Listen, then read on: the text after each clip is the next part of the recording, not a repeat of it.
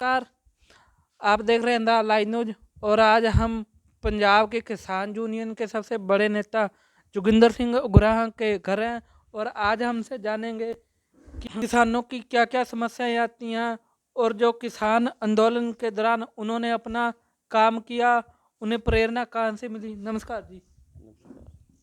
Sir, आप एक बार जो किसान आंदोलन हुआ था उसमें पंजाब के अंदर सबसे बड़ा संगठन आपका था। आपको जो मूवमेंट चलाने की प्रेरणा कहाँ से मिली। मैं 38 साल इस काम में ही हूँ। प्रेरणा तजर्बे हो जाते हैं काम करते करते सारी बातों के। हाँ जी। इसलिए प्रेरणा स्रोत तो आंदोलन ही होता है। आंदोलन से सब कुछ सीखता है। जब किसी काम में पड़ जाता है हम्म, तो उसका तजर्बा हो जाता है, उससे ही हाँ जी। प्रेरणा मिली। क्योंकि मैं बड़ा ऐतिहासिक है, आज़ादी की लड़ाई में भी बड़ी अहम भूमिका निभाई थी। इस गांव के हाँ बहुत सारे लोग हैं जो आज़ादी की लड़ाई में भी बड़ी भूमिका निभाई है। हम्म, ठीक है। सर, एक बात बताइए, जैसे 3 कानून तो रद्द हो गए, लेकिन अब आपकी आगामी कार्रवाई क्या है जी, क्या डिमांड है आपकी। देखो, 3 कानून रद्द हुए हैं, उसके साथ में जो जुड़ी हुई मांगे हैं आंदोलन दौरान पर्चे दर्ज हुए, किसानों के वापस नहीं हुए, हम्म, जो शहीद हैं उनके कंपनसेशन नहीं हुआ। लखीमपुर खीरी की इतनी बड़ी घटना है कि एक मंत्री के बेटे ने उनकी मंत्री की सह के ऊपर जो कत्ल किए हैं किसानों के, हम्म, वो दोषी को पकड़ना बाकी है। 3-4 मांगे हमारी बाकी हैं जिसके ऊपर हम आंदोलन कर रहे हैं। 31 जनवरी को हम जिला हेडक्वार्टर में आंदोलन करके हटे हुए हैं। अभी फिर 28 तारीख को दोबारा हमारी मीटिंग है। सर, एमएसपी की डिमांड को लेकर सरकार क्या कहती है। वो कह रहे हैं कि हम एमएसपी को इस बार ज़्यादा से ज़्यादा राशि दी है।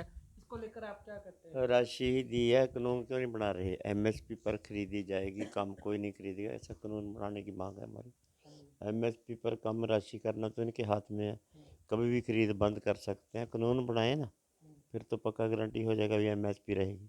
हम्म। तो एक बात आप और बताइए, जैसे इस बार का बजट आया है, उसमें किसानों के लिए काफ़ी कम किया गया, 30 से 40 हज़ार करोड़। आप इसको लेकर क्या सोचते हैं। बदला लेने की कार्रवाई की है किसानों से, क्योंकि किसानों ने 3 आंदोलन के लिए संघर्ष किया। हाँ जी। मोदी साहब की हेठी हुई हाँ जी। और उसने बदले की भावना में सारे के सारे बजट से कटौती कर दिया। हम्म, जो है जितने जो पिछले पैसे पहले प्रधानमंत्री बीमा योजना थी राशि उसमें कटौती कर दिया। हम्म, मनरेगा स्कीम में कटौती कर दिया। हम्म, बहुत सारे जैसे पराली के लिए पिछले साल 700 करोड़ रखा था, इस साल जीरो।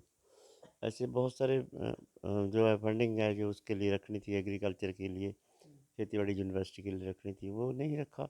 बहुत कम की है। ठीक है, इसमें किसानी को डूबना चाहते हैं। हम्म, नारा तो देते हैं वो नहीं कर देंगे, लेकिन इस बजट में कुछ दिखा तो है नहीं। हम्म, जो दुगनी करने वाले जो सहूलतें मिल रही थी हम्म, उसमें कट की है। हम्म, दुगनी की है कि कम की है।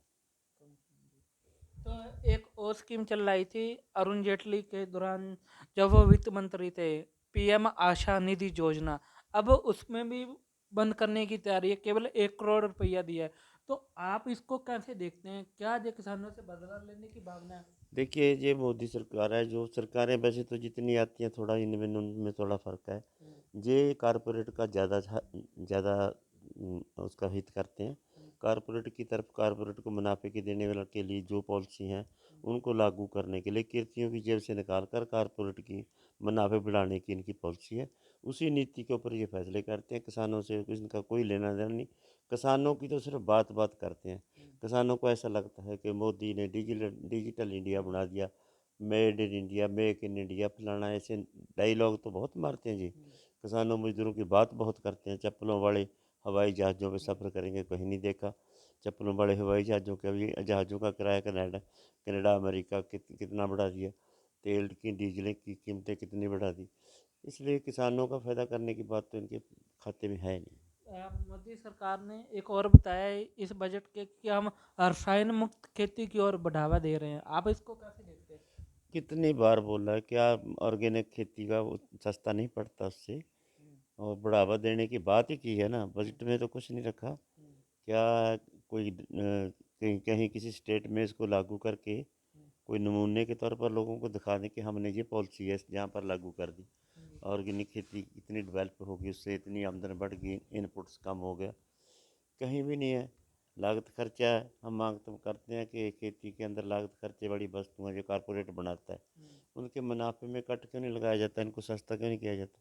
नहीं कर रही। डीजल पेट्रोल की कीमतें भी अप हो रही हैं। रे खादों की अप हो रही हैं, कीड़े मार दवाइयों की भी अप हो रही हैं। और विद्या जो सेहत सहूलतें जो मार्केट से हमने सामान लेना है, हर रोज़ बरसें गैस की कीमत है 400 से, जब मोदी सरकार आई है अभी 1000 में सिलेंडर हो गया। और दूसरा स्कूलों की फ़ीसें बढ़ गई, अस्पतालों की फ़ीसें बढ़ गई हैं, यानी कोई भी चीज़, बिजली के बिल बढ़ गए, कोई भी चीज़ है जो कारपोरेट के पास चली जाती है तो वो महंगी हो रही है सारी की सारी। लेकिन जब एक राज्यपाल, एक स्टेट के राज्यपाल ने, धनखड़ का मैं नाम जिक्र कर रहा हूँ, जब वो बोल रहे थे कि मैंने मोदी जी को किसानों के बिल वापस लेने के लिए कहा और ये भी कहा कि किसान मर रहे हैं, तो आगे से मोदी जी का रिस्पॉन्स आया कि क्या वो मेरे लिए मर रहे हैं। तो क्या है, आपको एक तानाशाही नहीं लग रही? हाँ, उनको भी मेरे लिए नहीं मर रहे, अपने लिए मर रहे हैं। मारे तो आप आपने ही ना, आपकी पॉलिसी ने के लिए मर रहे हैं ना वो लोग, तो तेरे लिए नहीं मर रहे।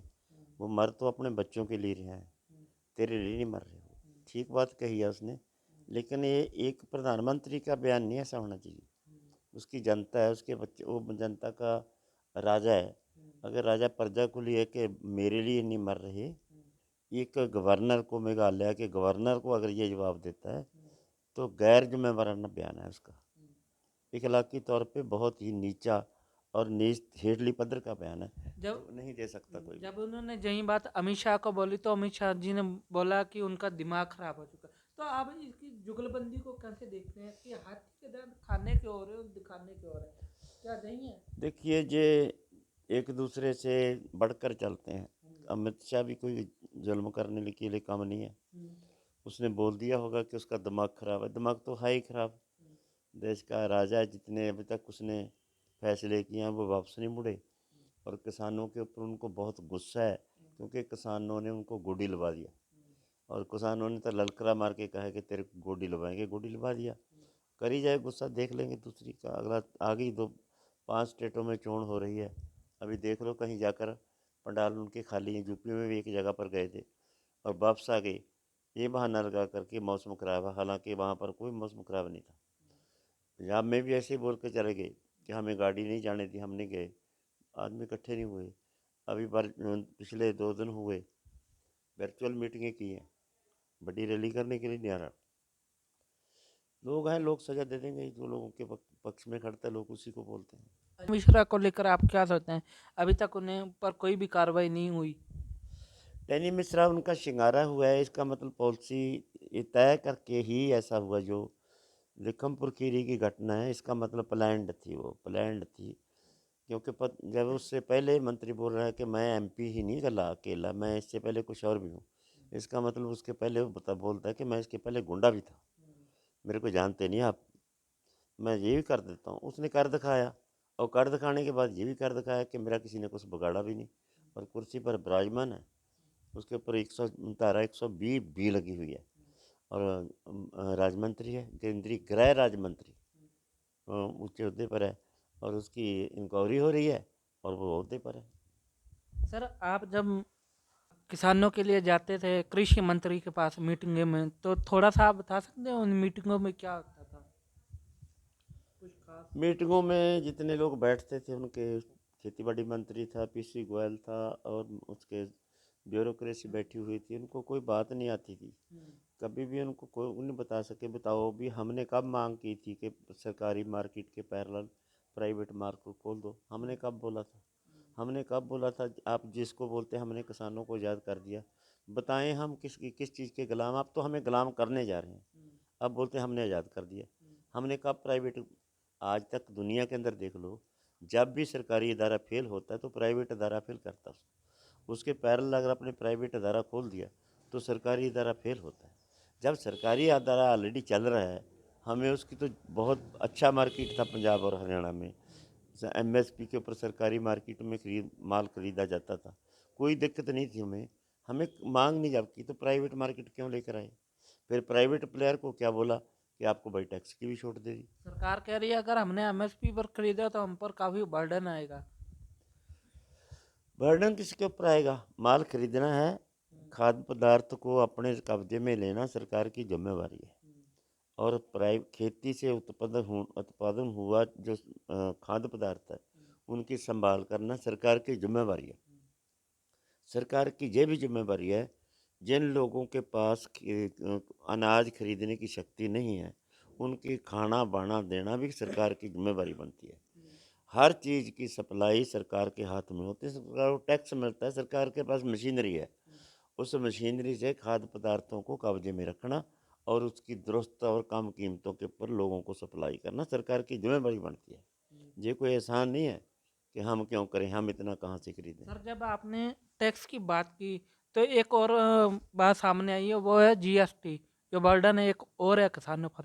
इसको लेकर किसान आंदोलन क्या सोचते हैं, जैसे जीएसटी लगाया गया है?